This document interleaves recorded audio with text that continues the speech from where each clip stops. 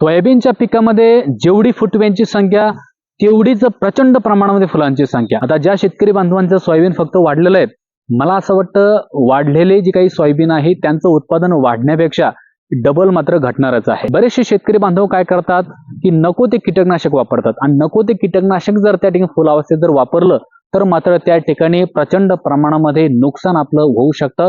परिणामी उत्पादन तर वाढतच नाही, पण उत्पादन मात्र घटल्याशिवाय राहत नाही। नमस्कार शेतकरी बांधवांनो, मी ज्ञानेश्वर दौड पीक पाणी या युट्यूब चॅनलमध्ये तुम्हा सर्व शेतकरी बांधवांचं मी पुन्हा एकदा स्वागत करतो।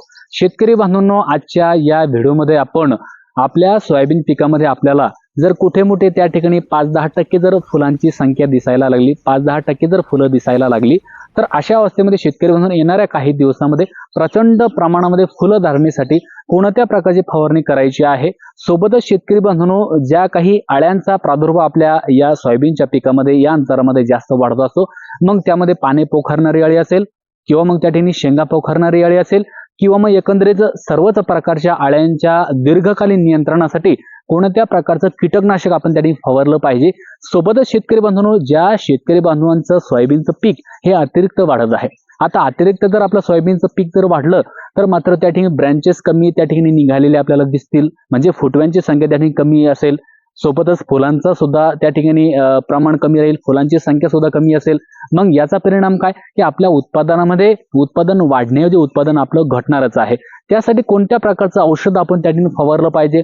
सोबतच शेतकरी बांधवांनो, आपल्या सोयाबीनच्या पिकामध्ये आकस्मिक मर रोग नाही यायला पाहिजे, कारण जर मर रोग जर त्या ठिकाणी जर आला तरी सुद्धा आपलं नुकसान मात्र 100% होणारच आहे। त्यासाठी कोणत्या प्रकारचं बुरशीनाशक आपण वापरलं पाहिजे, संपूर्ण माहिती मी तुम्हाला या व्हिडिओमध्ये देणार आहे। त्यामुळे व्हिडिओ शेवटपर्यंत नक्की बघा, व्हिडिओला कुठेही स्किप नका करू। आणि अजूनही तुम्ही जर आपलं पीक पाणी हे युट्यूब चॅनल जर सबस्क्राईब केलं असेल मित्रांनो, तर नक्की करून ठेवा आणि हा व्हिडिओ जास्तीत जास्त सोयाबीन उत्पादक शेतकऱ्यांपर्यंत शेअर करा। तुम्ही शेअर करत नाही तेवढं फक्त एक अंतकरण दुखावतं, शेअर करायचं आणि सबस्क्राईब मात्र निश्चितपणे करा। शेतकरी बांधवांनो, आता मुख्य मुद्द्यांवरती आपण येणार आहोत की आपल्या सोयाबीनच्या पिकामध्ये जर आपल्याला कुठे मोठे जर फुलं दिसायला लागली तर अशा कोणत्या प्रकारचं औषध आहे, कोणत्या प्रकारचं विद्राव्य खत आहे की त्याची फवारणी केल्यानंतर प्रचंड प्रमाणामध्ये आपल्या सोयाबीनच्या पिकामध्ये आपल्याला फुलं लागलेली दिसणार आहे। तर यासाठी शेतकरी बांधवांनो, आपल्याला महाजनचं फ्लॉवरिंग स्पेशल जे काही खत मिळतं, ज्यामध्ये आपल्याला 9, 27, 18, 07 एवढे घटक त्या ठिकाणी पाहायला मिळतात, म्हणजे नत्र आहे, स्फुरद आहे, पालाश आहे आणि गंधक आहे, म्हणजे सल्फर सुद्धा आहे।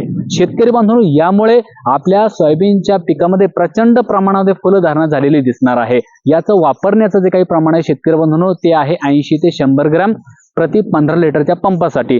आता यामुळे फुलधारणा नेमकी का वाढणार आहे, याचाच वापर आपण का करायचा आहे, तर शेतकरी बांधवांनो, यामध्ये नत्र, स्फुरद, पालाश तर आहेच, परंतु गंधक सुद्धा आहेत। आता याचे फायदे काय आहेत, तर नत्रामुळे जे काही आपलं सोयाबीन पिवळं पडलं असेल तर पिवळं पडणार नाही, हिरवं होणार आहे, संत गतीनं वाढ होणार नाही, कारण त्यामध्ये नायट्रोजनचं प्रमाण कमी आहे। शेतकरी बांधवांनो, यामधलं जे काही स्फुरद आहे, स्फुरदामुळे शेतकरी बांधवांनो, जे काही फुटव्यांची संख्या आहे, फांद्यांची संख्या आहे, ब्रांचेस जास्त प्रमाणामध्ये निघतील आणि फुलांची संख्या सुद्धा प्रचंड प्रमाणामध्ये लागलेली आपल्याला पाहायला मिळणार आहे। आणि जे काही पोटॅश आहे, पोटॅश काय करतं शेतकरी बांधवांनो, की आपल्या सोयाबीनच्या पिकाला मजबूती प्रदान करतं, सोबतच ज्या काही दाणे आहेत तर त्या दाण्यांना त्या ठिकाणी वजनदार बनवतं, एक आकर्षक रंग त्या ठिकाणी आणतं। त्यामुळे पोटॅश अत्यंत महत्वाचा घटक आहे, तो सुद्धा या फ्लॉवरिंग स्पेशल मध्ये आपल्याला पाहायला मिळतो। आणि जे काही गंधक आहे शेतकरी बांधवांनो, म्हणजे सल्फर आहे 07, या सल्फरचा काय फायदा होणार आहे, कारण मी अनेक वेळा माझ्या व्हिडिओमध्ये सांगत येतो, कारण सल्फर हे उत्तम प्रकारचं बुरशीनाशक तर आहेच, परंतु उत्तम प्रकारचं कीटकनाशक सुद्धा आहे आणि जमिनीला भुसभुशीत बनवण्याचं काम सुद्धा हे सल्फर करत असतं। त्यामुळे शेतकरी बांधवांनो, सल्फर हा अत्यंत महत्वाचा घटक आपल्या पिकामध्ये असतो। त्यामुळे शेतकरी बांधवांनो, याचा वापर आपण या 35 ते 40 दिवस आपलं सोयाबीनचं पीक झालं तेव्हा मात्र आपल्याला फवारणीमध्ये करायचा आहे। आता शेतकरी बांधवांनो, ज्या काही अळ्या आपल्या सोयाबीनच्या पिकामध्ये उद्रेक करत असतात, मग त्यामध्ये पाने पोखरणारी अळी असेल, शेंगा खाणारी अळी असेल, तर या सगळ्याच अळ्यांच्या नियंत्रणासाठी, दीर्घकालीन नियंत्रणासाठी शेतकरी बांधवांनो, आपण त्या ठिकाणी अदामाचं जे काही बॅराझाइड आहे या कीटकनाशकाचा वापर करायचा आहे। 15 लिटरच्या पंपासाठी 25 ते 30 मिली घ्यायचा आहे। आता या कीटकनाशकाचा वापर केल्यानंतर फायदा काय होणार आहे की हे आंतरप्रवाही कीटकनाशक आहे. याचा जर आपण वापर जर केला, आळ्यांचा खात्मा, सर्वच आळ्यांचा खात्मा तर होणारच आहे, परंतु जे काही फुलं त्या ठिकाणी लागतील तर फुलाला कोणत्याही प्रकारचा तडा मात्र जाणार नाही. परिणामी फुलांची संख्या झपाट्यानं वाढणार आहे. त्यामुळे आपण या व्हॅरायझेटचा वापर त्या ठिकाणी करायचा आहे. सोबतच शेतकरी बांधवांनो, ज्या शेतकरी बांधवांचं सोयाबीनचं पीक हे अतिरिक्त वाढत आहे, आता अतिरिक्त जर तुमचं सोयाबीनचं पीक जर वाढायला जर लागलं तर ब्रँचेस कमी निघतील, फुटवे कमी निघतील, परिणामी फुलांची संख्या सुद्धा कमी त्या ठिकाणी तुम्हाला दिसणार आहे. आणि जर फुलांची संख्या जर कमी असेल तर मात्र उत्पादन वाढण्याचे उत्पादन मात्र आपलं डबल घटणार आहे. यासाठी शेतकरी बांधवांनो आपली वाढ त्या ठिकाणी थांबली पाहिजे आणि फुटव्यांची संख्या जास्त प्रमाणामध्ये निघाली पाहिजे. यासाठी शेतकरी आपल्याला ताबोलीचा वापर करायचा आहे. ताबोली वापरत असताना शेतकरी बांधव आपल्याला 3 ते 5 मिलीचा वापर त्यांनी करायचा आहे. ताबोलीचा वापर केल्यानंतर शेतकरी बांधव जे काही अतिरिक्त वाढ आपली सोयाबीन पिकाची होत असते तर ती अतिरिक्त वाढ होणार नाही. परिणामी ब्रँचेस जास्त प्रमाणामध्ये निघतील आणि फुलांची सुद्धा संख्या प्रचंड प्रमाणामध्ये निघालेली आपल्याला दिसणार आहे. आता शेतकरी बांधवांनो, या ताबोलीचा वापर कुणा करायचा आहे की ज्या शेतकरी बांधवांचं सोयाबीनचं पीक हे अतिरिक्त वाढत आहे त्या शेतकरी बांधवांनो ताबोलीचा वापर करायचा आहे. बाकीच्यांनी करण्याची आवश्यकता नाही.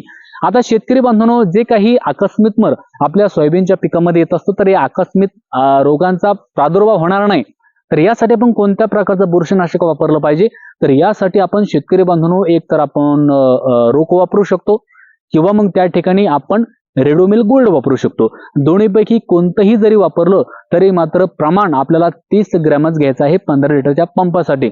अत्यंत चांगल्या प्रकारचं हे बुरशीनाशक आहे, त्यामुळे दोन्हीपैकी कोणतंही घेऊन त्याची फवारणी तुम्हीही करू शकतात. शेतकरी बांधवांनो, अशा प्रकारे तुम्हाला आपलं सोयाबीनचं पीक हे साधारणतः 35 ते 40 दिवसाचं झाल्यानंतर तुम्हाला ही फवारणी करून घ्यायची आहे, जेणेकरून प्रचंड प्रमाणामध्ये फुलं धारणा तर होणारच आहे, परंतु एकंदरीत ज्या संपूर्ण अळ्या आपल्या सोयाबीनच्या पिकामध्ये उद्रेक करत असतात तर त्याचा सुद्धा कंट्रोल आपल्याला पाहायला मिळणार आहे 100%.